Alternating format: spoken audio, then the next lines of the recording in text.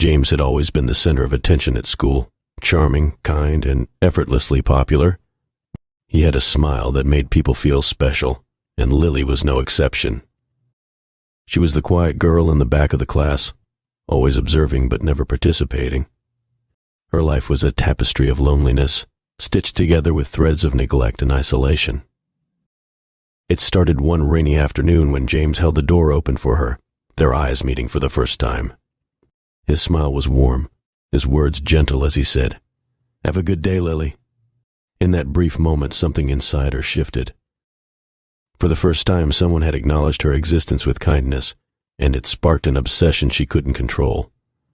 Lily began to follow James, learning his routines, his likes and dislikes. She believed she was destined to be with him, convinced that no one else understood him as she did. The notes in his locker were her way of reaching out, a silent declaration of her devotion. James always thought the notes were sweet, though a bit creepy. They always had the same message: "I'm watching you, my love."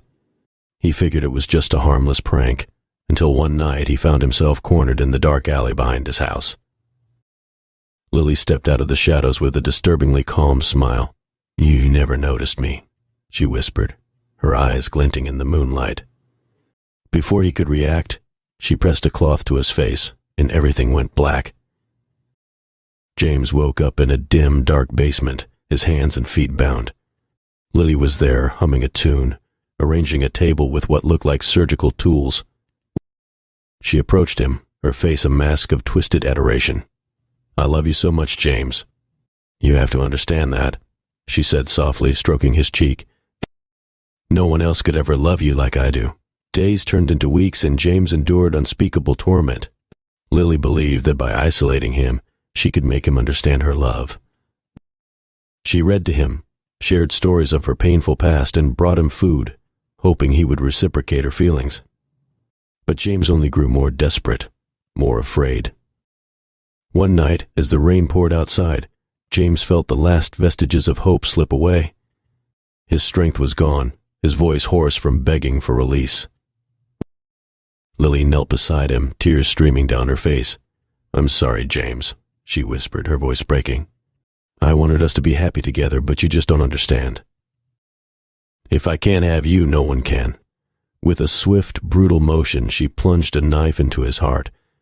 James's eyes widened in shock and pain, his breath gurgling as life drained from his body. Lily cradled his head in her lap, sobbing uncontrollably, kissing his forehead.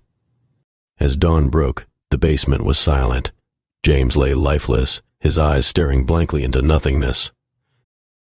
Lily, consumed by her grief and madness, wrote a final note. "Together in death, my love." She placed the note beside him, then took her own life with the same knife, collapsing beside James. The once dim basement was now a tomb, their tragic end a testament to a love twisted beyond recognition.